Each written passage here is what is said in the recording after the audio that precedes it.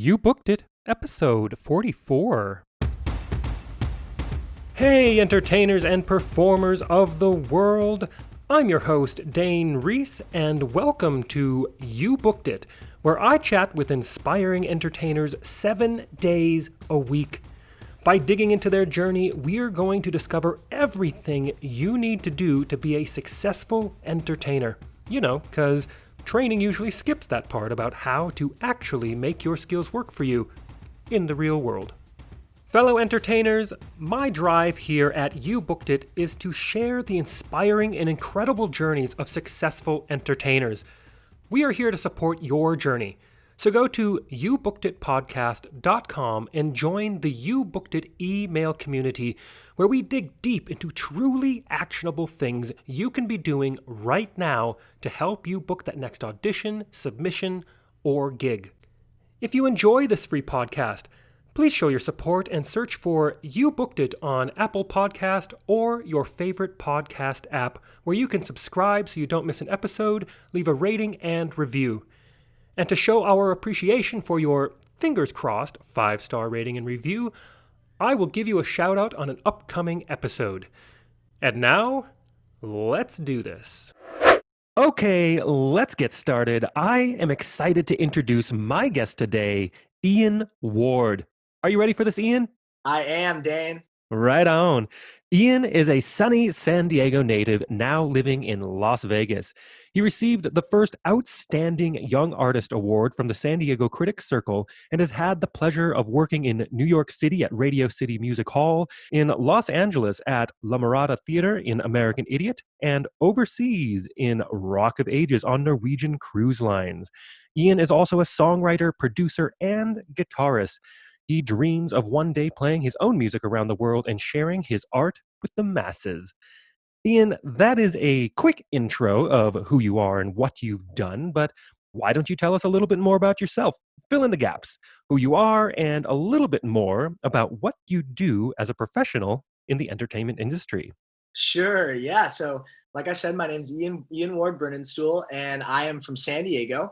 I'm currently residing in SoCal, and I've been bouncing between Hollywood and San Diego just to see family and, take care of as much business as I can during these uncertain COVID times. But in the entertainment industry, I am a singer, songwriter, actor, and producer, and I have been doing musical theater and singing since I was a child, actually. My first big professional starring role was when I was 9 years old. I was in Oliver at the Starlight Theater here in San Diego. And because of San Diego's fantastic theater community and just the amount of opportunity that I was provided being here in Southern California and having supportive parents, I was able to pursue professional theater from a really early age. And I spent many of my formative years doing shows around San Diego, doing TV work like Veronica Mars and Corey in the House and some other shows, and even getting to perform alongside the Rockettes at the Radio City Music Hall when I was a teenager.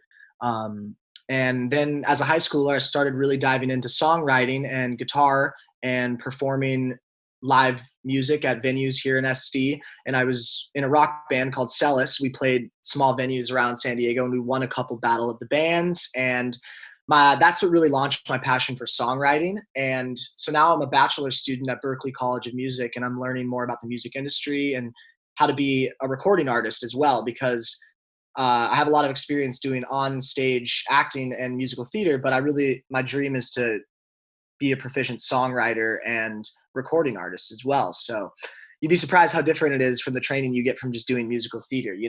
So that's sort of my current dream and path right now, is to continue to do musical theater and on-camera work, but also grow as an artist in the other realms as well. So Yeah, fantastic. You're right. I have no clue what the recording world is like. But yeah, it's a good thing that you have the opportunity right now to study that and learn that stuff. yeah, it definitely is. It just it gives me more tools in my toolkit, and For sure. yeah, and it can cross over between different realms within the arts too, which is great. Everything kind of interconnects. So Absolutely. Well, let's move on to the next section here. And Look, I am a sucker for a good quote. What is your favorite quote you'd like to share with everybody? So this is a good question because I have a lot of different favorite spiritual teachers and sort of influential people, but I love a quote from Dolly Parton. She obviously is just a awesome singer-songwriter, and she said, "The way I see it, if you want the rainbow, you got to put up with the rain." And I thought that that's a pretty good quote of just sort of how pleasure always is going to come with some suffering or some pain. To reach your goals, you have to put in the hard work, and so I just thought that quote was pretty relevant to not only the entertainment industry but just life in general. Absolutely. I totally agree. And I love that quote. I don't believe I've ever heard that one. It's so good. All right. Well, let's move on to this next section. And Ian, of course, you are an entertainer. I am an entertainer. And I think you'd agree the entertainment industry is one of the most subjective, brutally honest, personally emotional industries either of us know about. And you know as well as I that in order to create and to have a successful career in this industry, like you're having now, takes a lot of dedication and hard work. And while, yeah, of course, there is an outrageous amount of fun and excitement being an entertainer, there are also our fair share of obstacles, challenges, and failures we are going to experience and we're going to have to move forward through. So tell us, what is one key challenge, obstacle, or failure you've experienced in your career, and how did you come out the other side better because of it? So I have a story, and you're very right. You know, there's a long process in this industry of learning to take rejection, and I think that can be a massive obstacle. I have an example of I was around 11 years old, and I had gotten an agent through doing my work in musical theater here in San Diego, and I had a huge opportunity to audition in front of Andrew Lloyd Webber in New York City Oh, wow. for his Love Never Dies reincarnation of Phantom of the Opera. And it was a huge opportunity. And living in San Diego, we had to book a flight out there. And so I practiced and practiced the song, and I had everything nailed down. And we flew out there the day of. So we flew for 5 hours, and I had the audition that afternoon. Um, and I went in, and I was so nervous and so shaken up by the idea of I have to get this job, I have to book this job, that all of my preparation for the music and for the performance totally went out the window. I was more wrapped up in impressing Andrew Lloyd Webber than I was about doing the performance to the best of my ability and to what I had practiced and what I had prepared.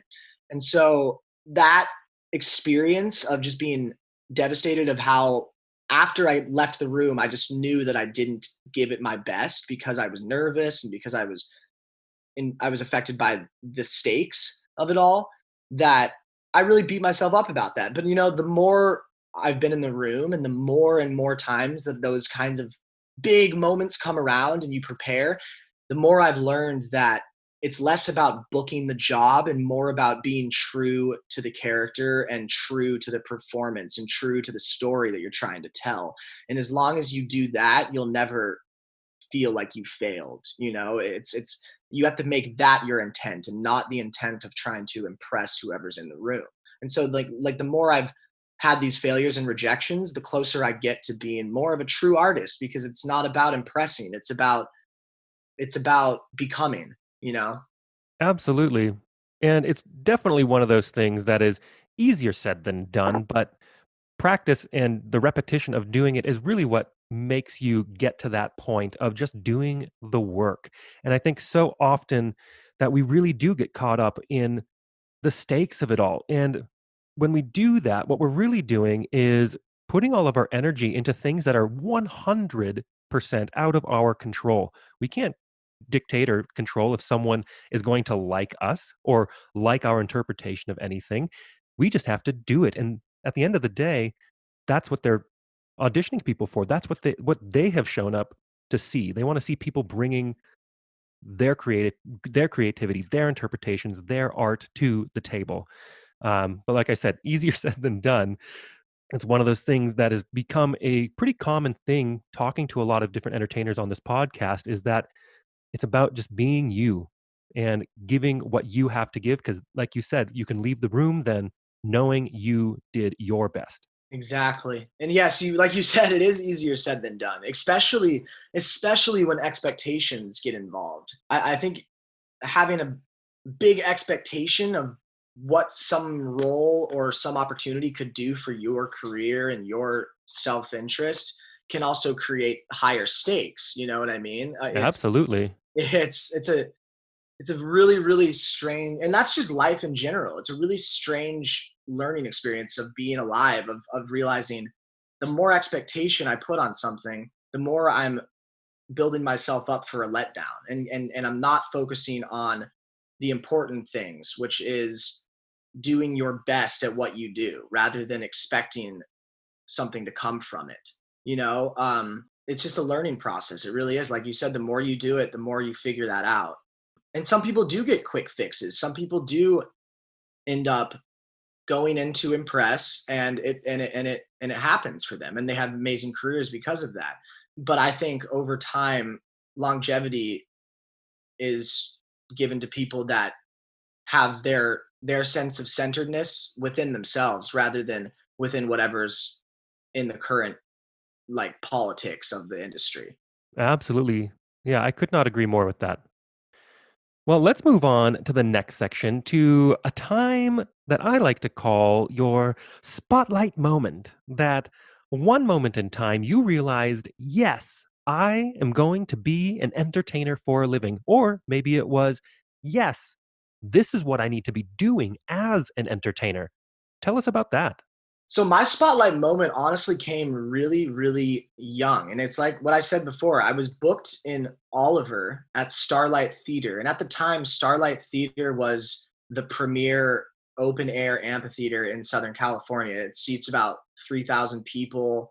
And it was a massive subscription based theater company that put on really good productions. And my mom recommended that I audition. And next thing you know, I booked Oliver. I was playing the lead as a 9-year-old in this big production that was going to last a month, and it got a lot of news press, and so we did a lot of TV um, stuff and interviews, and I just basically got swept up into this world I had no idea even existed. Right. And so that was my spotlight moment, where I realized not only did I have a talent for theater, but also that it felt good and it felt like it was filling my purpose or my soul. So that's when I realized whether it's going to be exclusively musical theater, I do want to be a stage performer. I want to be someone that performs on stage. And that was the moment that I knew that when I walked out the first night of Oliver and it was sold out and the sun was setting and there was 3,000 people all ready for a night of entertainment, and what we had created was going to be that night of entertainment. It just felt like important, and I was at the center of it. And so I knew that that was what I had to do. Absolutely. I love that story. And I want to piggyback on that. And let's talk about your number one booked it moment. Walk us through that day, the auditions and callbacks, if they happen to be a part of it. What was going on in your life? And what about that moment makes it your favorite booked it moment? So far, my number one booked it moment would have to be when I booked my role on Broadway and getting the band back together. I was doing a show with you, Dane. I was doing Baz in Las Vegas, and I got a self tape opportunity to be a swing for a hilarious rock and roll musical that they were creating. And I read the sides for the role, and I would be covering a different myriad of different roles, and all really, really funny characters. I remember reading them to myself and just cracking up because they had an almost Family Guy comedy quality to them. Yeah, And that piqued my interest, especially for Broadway, because it's something that's not seen a lot, this kind of vulgar comedy rock and roll kind of musical. And I also got to rap and play guitar, which are other two things I love to do. So it seemed like it was meant to be. So, anyways, they called me after my self tape went well. They called me out to New York City for a callback, and I had to take a couple of shows off from Baz and fly out to New York City. And I arrived with my guitar and my sides and my headshot, and I was ready to go. And I arrived at the callback, and there were about 30 other guys there for the same part, and we all went in at the same, all went in one at a time, different one at a time auditions, and I played a Kansas song called Icarus on guitar, and I did the scenes and the rap, and by the end of it, I had the whole team cracking up and laughing, and they narrowed it down to me and two other guys, and they had a dance call, and we did this short little dance, and then they let us all go. And so up to that point, I was like, wow, it's going really well. But between me and the other two guys, I was blonde. The other two guys were dark hair. I knew that they were going for a Jewish boy, because the main character that I would be covering was named Ricky Bling, this Jewish rapper kid. And so, I left, and from all of my experience doing this, I just kind of let it go as I left the room and was walking to a Starbucks, calling my friends and my agents to let them know what happened. The next thing I know, my agent calls me and says, "How far are you? We need you to run back directly back to the casting place right now." And so I sprinted back, and they said they want to see us dance again. And so it was me and the two guys again. And this time the choreographer was in front of us. And it just so happened, fate would have it, that the choreographer is a guy I worked with 10 years prior in a workshop called Leap of Faith. And his name's Chris Bailey.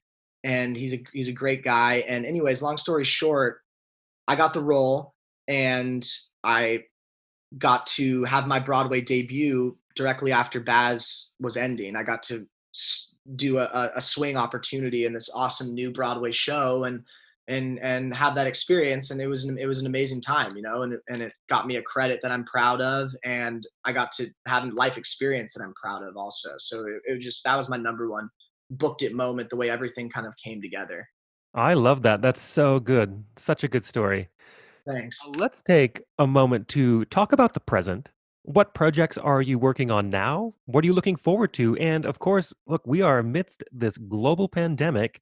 How do you see the entertainment industry moving forward in the next couple of years? So I was working on Rock of Ages Hollywood, which was a reincarnation of, they're doing off-Broadway Rock of Ages, and they decided to take it to an immersive bar experience on Hollywood Boulevard. And I was cast as Drew, the lead in the show, with alongside Calandra Olivia as Sherry. And we were doing that up until March 8th, when the COVID breakout forced us to close. And so since then, I've been taking my classes at Berklee College of Music, because I'm currently building towards starting an entertainment company called Outward Original. And we're going to produce and create my own works, but also manage and exploit rights for my own work, but also for other artists, and hopefully eventually teach other artists, and help manage other artists. I'm going to start by managing myself, and I'm just trying to create this entertainment company. So everything that's been slowing down has actually been sort of a blessing for me to take a step back and focus more on my own work, rather than performing in other people's stuff. um so that's been nice. As far as the entertainment industry moving forward in the next couple of years, I can honestly see the live streaming and the online experience really, really growing even more than it already has, and taking almost an exponential growth as far as podcasts and bedroom studio productions and live performances coming out of your homes and all of that sort of stuff. I think more and more artists are going to have to be renaissance people. They're going to have to know technology, have to know business, have to know how to write stories, and also be personable people. And the more education and knowledge that artists have is going to be what's going to make them succeed, I think, in the next few years. Like you're doing, Dane. You have a Zoom call going where you're having to manage a bunch of different technology and podcasting and all of these different things, as well as being an actor and a singer and an artist and a father. And I think that's what's going to be the future, is people having to juggle a ton of things well. Yeah, I totally agree. And I mean, it's already kind of happening. You see how popular Instagram is, for instance, how it really has taken over as your running resume. It's what people want to refer to now in auditions and when you're submitting for things. They want to check up and see what you got going on in your life. And because of that, we have, I think, more than any other time in history, we are also now our own PR teams and our marketing teams. And us as entertainers and professionals in this industry have to really start transitioning our mindsets to the idea that we have to be more entrepreneurial. We have to be more like marketers and plugging our stuff because there's really no one else that's going to do it for you, unless you, for some reason, have the cash flow to hire a professional PR team. Exactly, exactly. And it's going to become more and more critical that artists understand their role in society. It's I think a lot of artists blindly follow the path that's been trodden before them. A lot of people say, I want to be an actor, and so I'm going to get an agent, and then I'll audition, and then I'll get hired by a producer who's got a script and they've got the money, and then I'm going to become basically a work for hire kind of artist. Whereas I honestly think artists are going to have to start to think, what do I want to give to society as far as art? What lessons do I want to teach? What mediums am I comfortable with and am I strong in?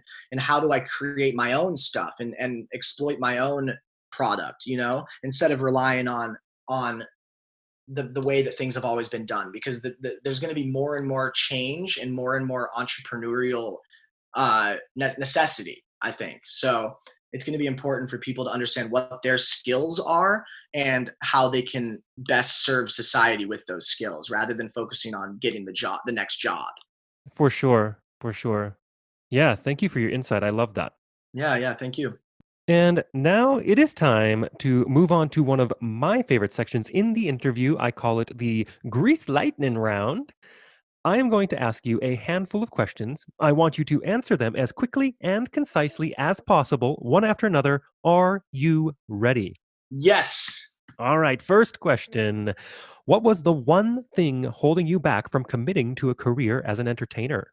Fear of financial or social instability. Great. Second question. What is the best piece of advice you have ever received? My grandmother told me to be true to myself because at the end of her life, that was all that she thought really mattered, was knowing yourself and being true to yourself. I love that piece of advice. And the third question.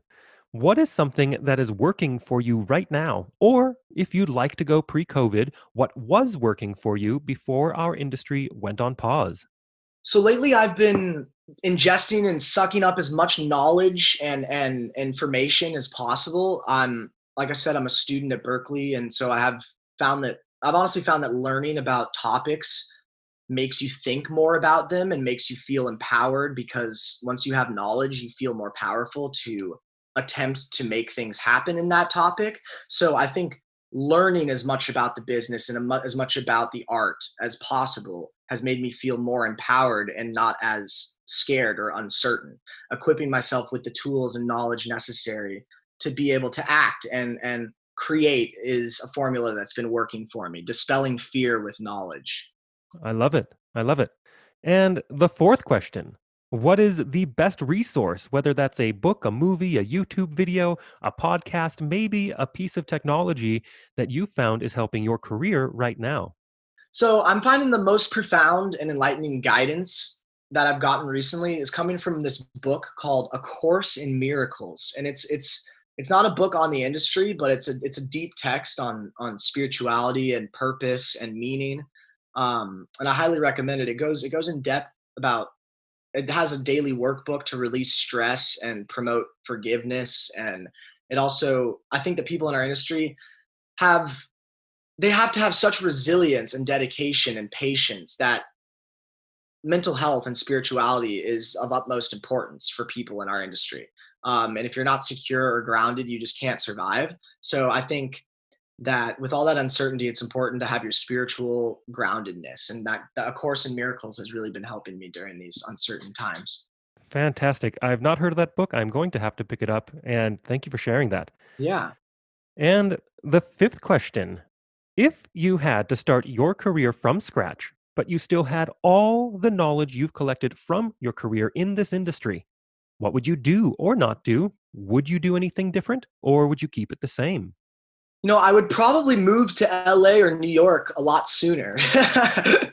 um, that's a hard question, because then I would have sacrificed my childhood and my upbringing as just a normal mortal muggle. You know what I mean? If I could change anything, it would be to start educating myself sooner on the business aspects of the industry, how to find a manager, how to build a website, build a fan base. And I'm still learning about how to do that. And I think if I would have started at a younger age and not been so focused on how to get success in the sense of how to get fame or how to get money, if I would have focused more on how to build a strong business at a younger age, I think I'd be further along now. And that's okay. I spent many years thinking that with the help of my agent, work would just land in my lap. And for the most part, it did. Um, However, I think I could have been much more progressive and routinely motivated if I had just known what to actually do. And if I had the knowledge and tools of the complexities of the industry from an early age, it would have jump started that for me. But then again, nothing beats experience and years of actually rehearsing and performing on stage. Nothing beats that experience because it builds trust in yourself. And so if I could change anything, it'd be more education, but I'm pretty happy with the place I'm in now.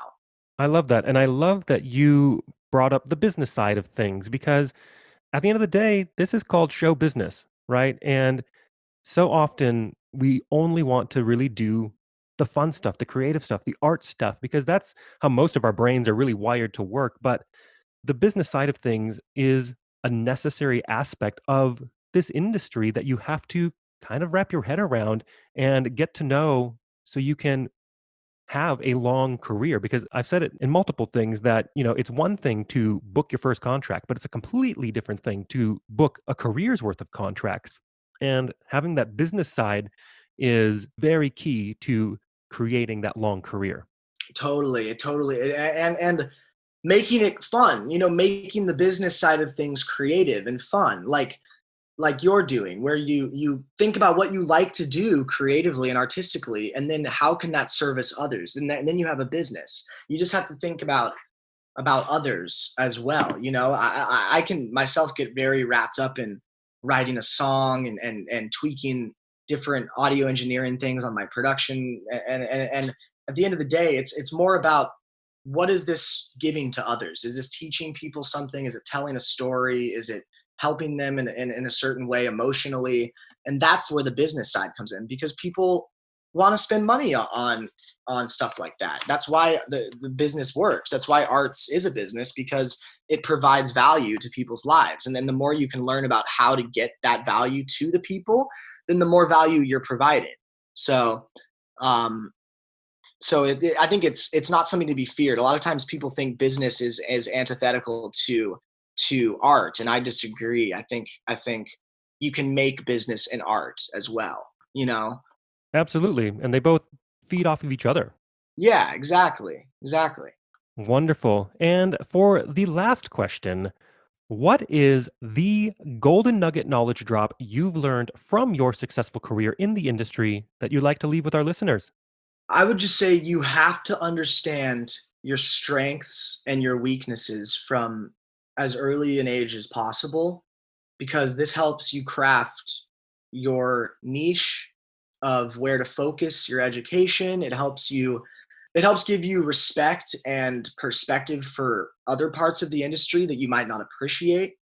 And it also helps you appreciate the gifts that you were given and understand how to fulfill that deep desire in your heart by using the talents that you were given. And it helps you know what to learn and what to improve on as well. I just think you need to try everything you can from an early age and realize what you're good at and what you're not good at. And from a very purely non-judgmental place, just understanding where your desires and your talents align and how that can service the rest of society and the business. And then you are off and running. Then you know what to focus your energy on, what to maybe shelve or hire other people to help you with. And my desire from an early age was to perform, and then I knew that that's what I was talented at, so that's why I went into it. And I think that anyone that has a desire to do something should make sure that they have the talent, or at least the ability to learn more about it and understand their strengths. Absolutely. I think that's incredible advice for everybody listening. And to wrap up this interview, it is time to give yourself a plug. Where can we find you? How do our listeners connect with you? Is there anything you want to promote? Thanks, Dane. I would just say check out my website, ianwardoutward.com, or my socials, Ian Ward Outward, and sign up for my newsletter on my website. I've got a lot of exciting things coming up. I have a music video I'm dropping in a couple weeks, and I also have a new protest song coming out that'll come out at the end of July. So I've got some new works coming, and also I hope to be back on stage in Hollywood in Rock of Ages. So please follow along on my page, and look forward to connecting with you guys. Brilliant. Ian, thank you so much for joining me today. It has been fantastic to have you. Thank you so much, Dane, for having me. It's been a blast. Thank you so much for joining us today. My one call to action for you is to go to youbookeditpodcast.com and join our free email community, where we dig deep into a continually growing resource of truly actionable things you can be doing right now to help you advance your entertainment career. Don't miss an episode. We have a new guest 7 days a week. Search for You Booked It on Apple Podcast or your favorite podcast app and subscribe today. All the best to you. We'll see you tomorrow.